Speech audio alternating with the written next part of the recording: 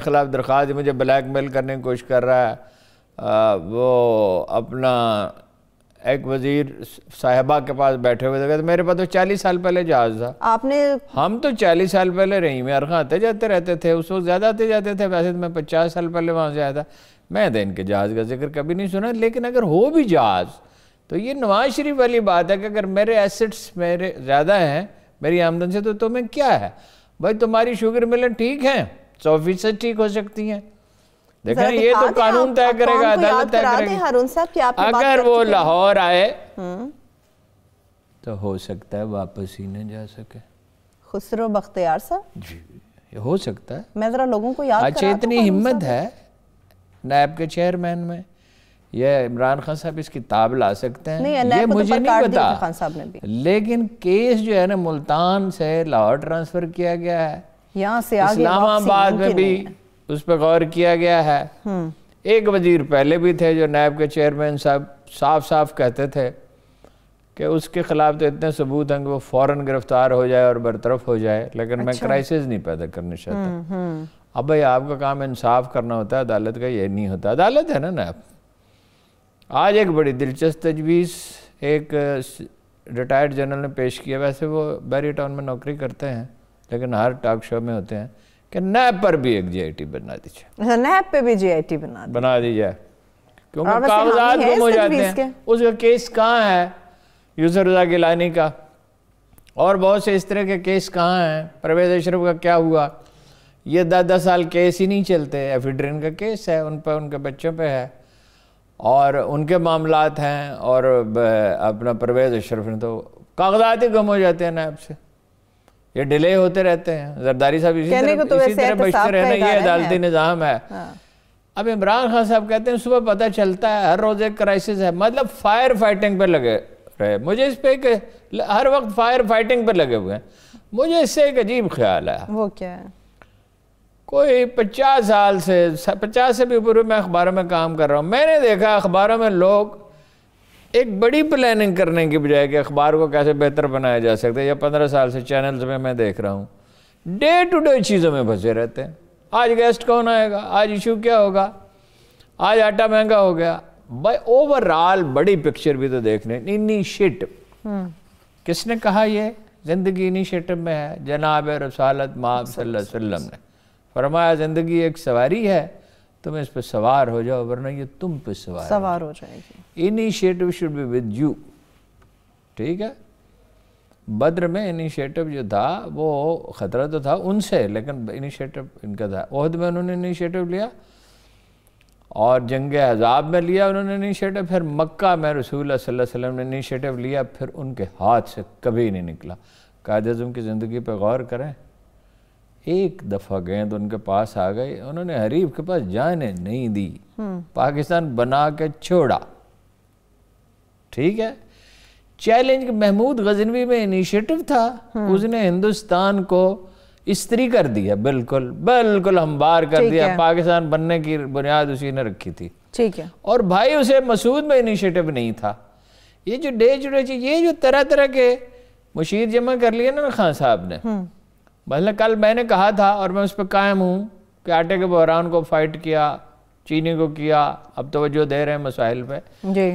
اور یہ جو جمع کیے ہوئے ہیں نا بزرگ مہر طرح طرح کے، مطلب فواد سے کہیں بھی فواد صاحب آپ اپنا کام کریں، کر سکتے ہیں ذہین آدمی، آپ اپنا کام کریں.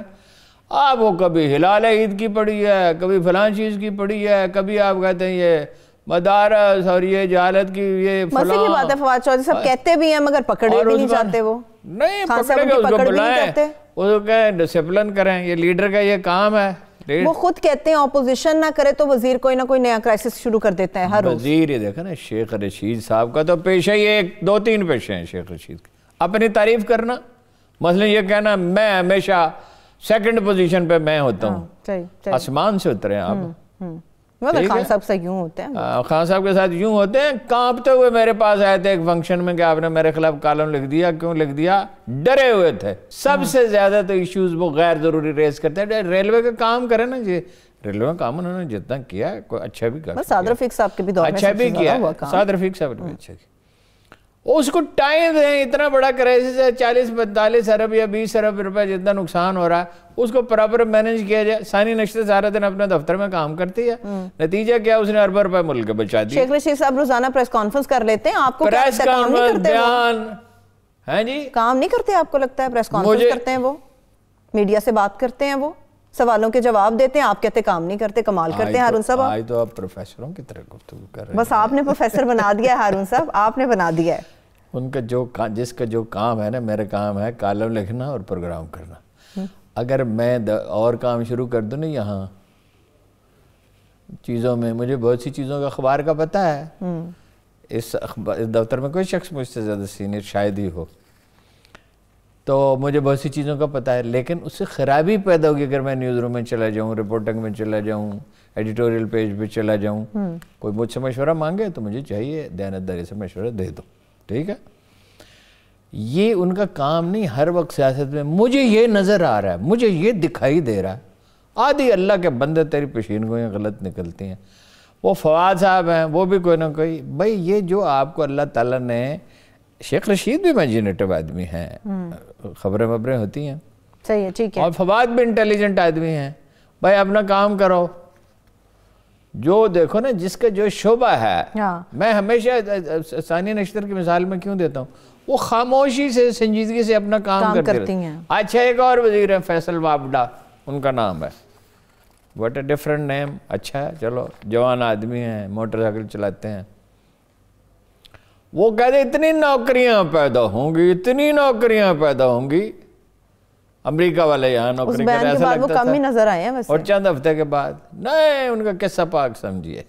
کس حوالے سے ہارون صاحب, کس حوالے دوہری سے؟ شہریت اور بہت سے مسائل, غیر ذمہ دارانہ خان صاحب کے وہ بھی بیانات, بڑا قریبی سمجھے جاتے ہیں. غیر ذمہ دارانہ بیانات. قریبی تو خان صاحب کے کوئی بھی ہو سکتا ہے. ہم نے تو ایسے ایسے لوگوں کو ان کے قریب بیٹھے ہوئے دیکھا جن کو کوئی 100 روپے ادھار نہ دے, اس کو وزیر بنا دیتے ہیں. اس کو چلیں ووٹ جیت کے تو آئے نا, واڈو صاحب پہ ایسے نہ کہیں آپ ہارون صاحب, وہ جیت کے آئے ہیں. جیت کے آنے والے ہر آدمی تیبوت عمران خان کے ووٹ سے, ریئیکشن کے ووٹ تھے, MQM سے لوگ تنگ تھے. انہیں ایک نیشنل پارٹی جو کراچی نے بہت اچھا فیصلہ کیا, ایک نیشنل پارٹی کو بہت ہی عمدہ فیصلہ. اب جب آپ پہ ذمہ داری ڈالی جاتی ہے اس کے تقاضے ہوتے ہیں. اب پستول لٹکا کے آپ چلے گئے چینی سفارت خانے.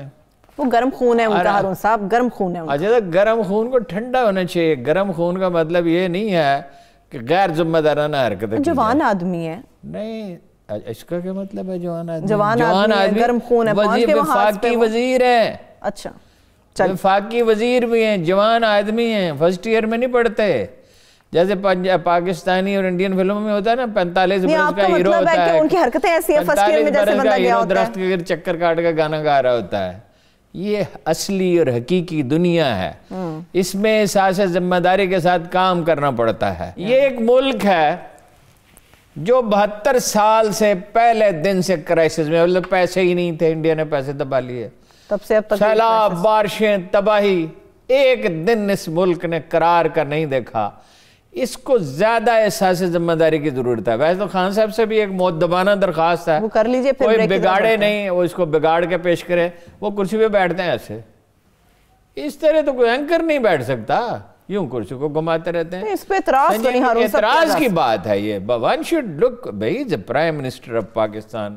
یہ دیکھیے جو وہ اچھا کام کرتے ہیں, ہم نے کی نہیں ان کی, کتنے اچھے کاموں پہ ان کی تعریف کی ہے. آئندہ بھی کریں گے.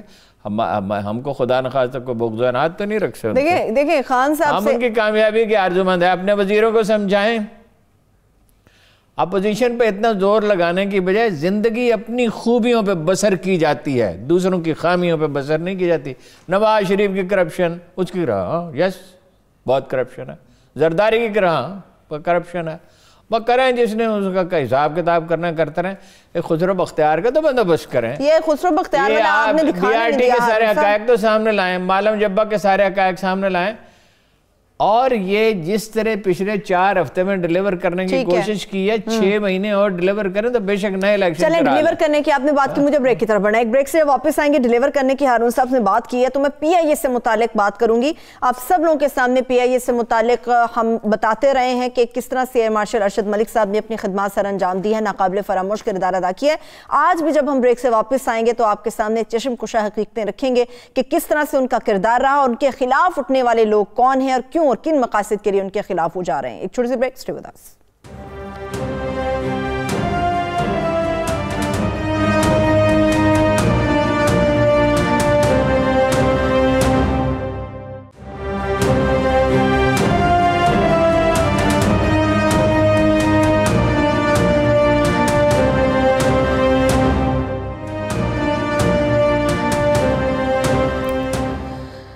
بریک کے بعد ایک بار پھر سے پروگرام میں ہم آپ کو خوش آمدید کہیں گے. جس طرح سے میں نے پی آئی اے سے متعلق بات کرنی تھی, ایک ٹیزر میں نے آپ کو دیا تھا, واپس چونکہ آ چکے ہیں ہارون صاحب. بہت ساری ایسی چیزیں اس وقت میرے پاس ان پیپرز کے اندر ہیں جو مجھے نظر بھی آ رہی ہیں. یقین کریں آنکھیں کھل گئی ہیں کہ کس طرح سے کیا کیا ہو رہا ہے. اب پی آئی اے کا بنے گا کیا, پھر اس کے فالو اپ کی طرف بڑھتے ہیں. وہ 2 آدمی جا رہے تھے جنگل میں, حمید اور رشید. اچھا, تو حمید سے کہا رشید نے کہ اگر شیر آ جائے تو تم کیا کرو گے؟ اس نے کہا میں بھاگوں گا. اس نے کہا اگر وہ بھی بھاگے, اس نے کہا میں درخت پہ چڑھ جاؤں گا. اچھا, اس نے کہا اگر وہ بھی درخت پہ چڑھ جائے پھر, تو اس نے کہا پھر جو کچھ کرنا ہے شیر نہیں کرنا, میں نے کیا کرنا, جو کچھ کرنا ہے وہ عدالت نے کرنا ہے.